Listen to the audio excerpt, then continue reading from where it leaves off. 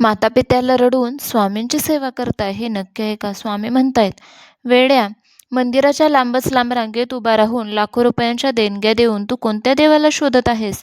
वेगवेगळ्या तीर्थक्षेत्री जाऊन कडक उपवास करून आणि पोथ्या पुराणे वाचून तुला खरोखरच पुण्य मिळेल असं वाटतंय का? पण मला प्रामाणिकपणे सांग, ज्या आई वडिलांनी तुला हे जग दाखवले, ज्यांनी स्वतः उपाशी राहून तुला मोठे केले, त्यांना घरात 2 घास प्रेमाचे देताना तुझा जीव का लहान होतो? हा व्हिडिओ आज तुझ्या स्क्रीनवर उगीच आलेला नाही. जेव्हा माणूस बाह्य भक्तीच्या नादात घरातील जिवंत देवाचा अपमान करतो, तेव्हा त्याला कर्माचा आणि भक्तीचा खरा आरसा दाखवण्यासाठी मला यावं लागतं. हा दिखावा आणि हा खोटा आवाता बंद कर. शांत चित्ताने ऐक. आज तुझा हा स्वामी तुला सांगत आहे, ही खरी भक्ती कुठे वास करते. माझ्या शब्दांवर विश्वास ठेव. भिवू नकोस, मी तुझ्या पाठीशी आहे.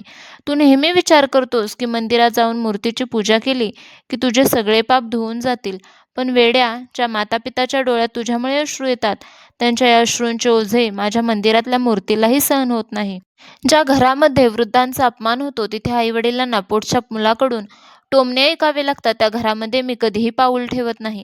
मातापित्याची सेवा हीच या जगातील सर्वात मोठी आणि एकमेव सत्य भक्ती आहे. त्यांचे आशीर्वाद हे जगातील सर्व संकटापासून तुझे रक्षण करणारे कवच आहेत.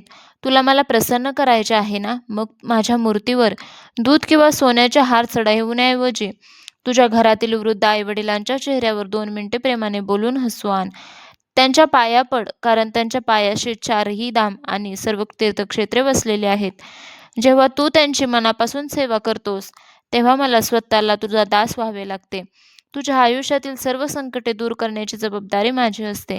आजपासूनच तुझ्या वागण्यात बदल कर. घरातील जिवंत देवाचा आदर कर आणि बघ तुझ्या आयुष्यात सुखाचा कसा वर्षाव होतो.